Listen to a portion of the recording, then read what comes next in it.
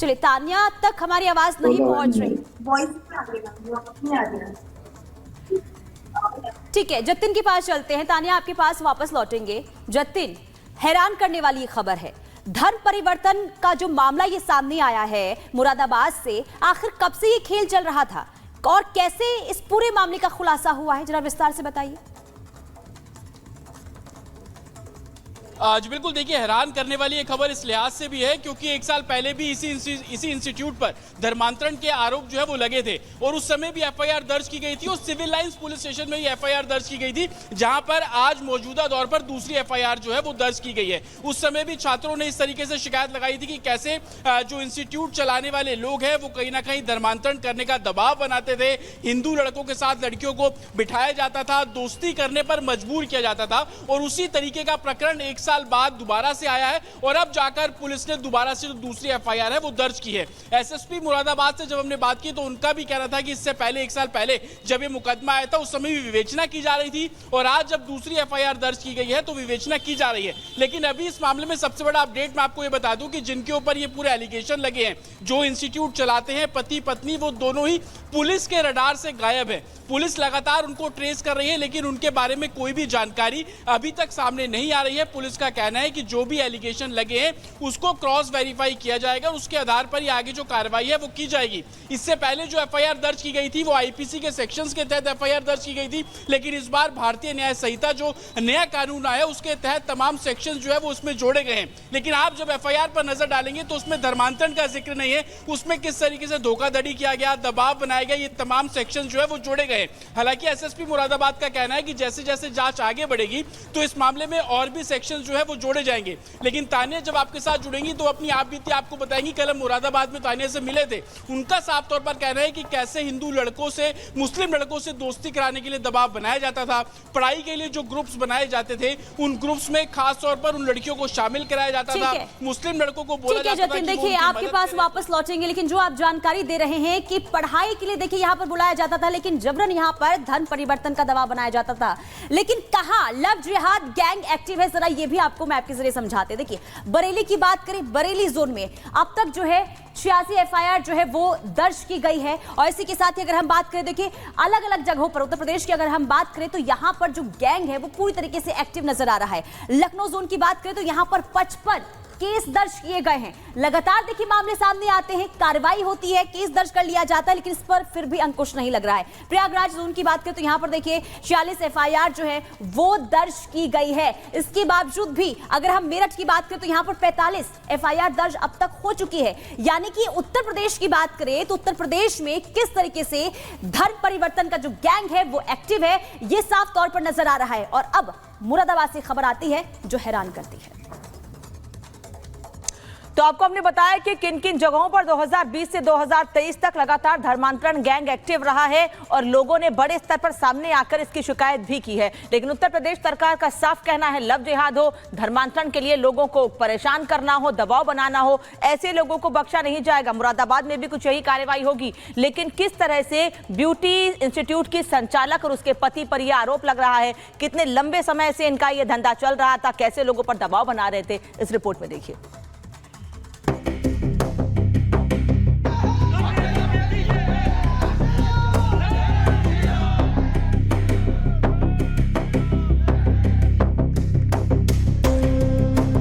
Beauty institute का dirty secret,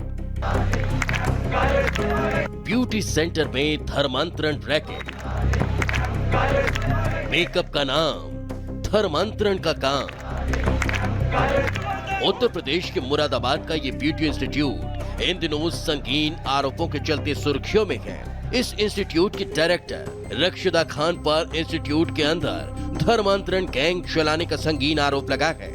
इस training institute में पढ़ने वाले छात्र छात्राओं का आरोप है कि इस ब्यूटी इंस्टीट्यूट की संचालिका रक्षदा खान लगातार बच्चों पर धर्मांतरण का दबाव बना रही है। बच्चों ने इस बारे में बाकायदा पुलिस से भी शिकायत की, जिसके बाद से ही मुरादाबाद अशांत गए। हिंदूवादी संगठन इस खुलासे के बाद विरोध में सड़कों पर उतर आए हैं और शहर का माहौल इतना गर्म हो चुका है कि एफआईआर दर्ज होने के बाद पुलिस ने इस ब्यूटी इंस्टीट्यूट को सील भी कर दिया।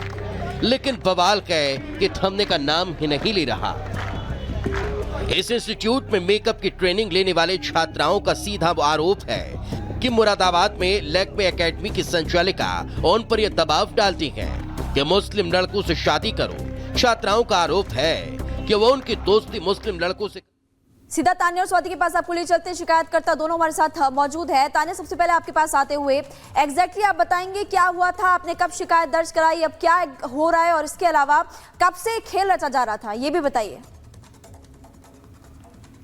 मैम, मेरे को यहाँ पे कोर्स कर 6 महीने का मेरा कोर्स था यहाँ पे लैक्मे के अंदर। मैंने 15 ईयर में यहाँ पे कोर्स ज्वाइन किया था। उसके लिए मैंने यहाँ पे ब्रांड देख के यहाँ पे ज्वाइन किया था। लैक्मे बहुत बड़ा ब्रांड है, तो मैंने उनका डायरेक्टर कौन है, मैंने ये सारी चीजें नहीं देखी थी, तो मैंने उसको लेके यहाँ पे ज्वाइन किया था, ब्रांड को लेके।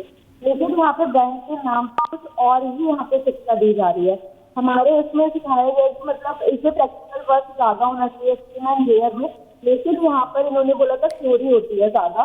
तो मैंने कहा ठीक है, इन्होंने बोला तो थोड़ी बहुत थ्योरी चलेगी आपके स्टार्टिंग डेज में, लेकिन 3 महीने तक कंटिन्यूस थ्योरी ही चलती रही है। थ्योरी के धीरे धीरे हमें इस्लाम धर्म के बारे में बताया गया। वो किया गया क्योंकि ये जो वहाँ की डायरेक्टर है रक्षदा खान, वो खुद एक हिंदू थी, उनका नाम सपना था, तो वो खुद कन्वर्टेड हुई है, वो मुसलमान बनी है, उन्होंने शादी की, उन्होंने 19 साल की एज में घर से भाग के शादी की थी। तो वही सारी कहानियां हमें सुनाई जाती थी बीच बीच में, पढ़ाई के बीच बीच में हमें बताया जाता था कि मैंने 19 साल की एज में घर से भागकर शादी की थी और मैं आज देखो बहुत खुश हूँ एक मुस्लिम के साथ और मेरे को घर में कोई दिक्कत नहीं है। पहले मेरे घर वाले नाराज हुए थे, लेकिन आज सब मान गए हैं। आज मैं अपने घर वालों के साथ रहती हूँ, मैं अपने घर पे भी जाती हूँ। तो उन्होंने सारी चीजें हमें बताई, मतलब धीरे धीरे वो इन्वॉल्व हुई। उन्होंने हमें इस्लाम के धर्म बारे में बताना स्टार्ट किया, इस्लाम धर्म कैसा है, इस्लाम धर्म की खूबियां क्या क्या है, उसके बारे में हमें धीरे धीरे उन्होंने बताना शुरू किया। जिस चीज की हम पढ़ाई करने गए थे एग्जैक्ट वो पढ़ाई हमें वहां पे की नहीं जा रही थी, वो यहाँ पे नाम के लिए कराई जा रही है। यहाँ पे सिर्फ इस्लाम धर्म को आगे बढ़ाया जा रहा है, हिंदू धर्म को खत्म करने की कोशिश की जा रही है। ऐसी जगह पे यहाँ पे धीरे धीरे वो हमें ये सारी चीजें पढ़ा रही थी, हमारा ब्रेन वॉश करा जा रहा था धीरे धीरे इन सारी चीजों को लेके। तान्या बातें बताती थी इस्लाम धर्म के बारे में। हाँ तान्या, एक चीज और समझना चाहूंगी आपसे। आपने कहा कि आप लंबे समय से यहाँ पर सीख रही थी, आप इनसे जो सीखने गई थी वो नहीं सीख पाई, बल्कि आपको दूसरे धर्म की तरफ प्रेरित किया जा रहा था। स्वाति भी इस वक्त हमारे साथ है। स्वाति, मैं आपके पास आऊं, लेकिन एक बार तान्या से ये समझना चाहूंगी कि तान्या, आपने कितनी लंबी ट्रेनिंग यहाँ पर की थी और कब आपको इस बात का एहसास हुआ कि आपको ये दूसरे धर्म के बारे में बता रहे हैं, इस्लाम के बारे में बता रहे हैं, उसकी खूबियां बता रहे हैं, कब से आप ये समझ पाई?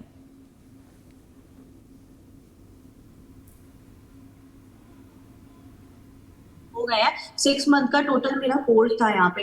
तो 1 महीने तक ठीक चला, पढ़ाई चली, कोई दिक्कत नहीं हुई। 1 महीने के बाद धीरे धीरे इन्होंने हमारा ब्रेन वॉश करना स्टार्ट किया।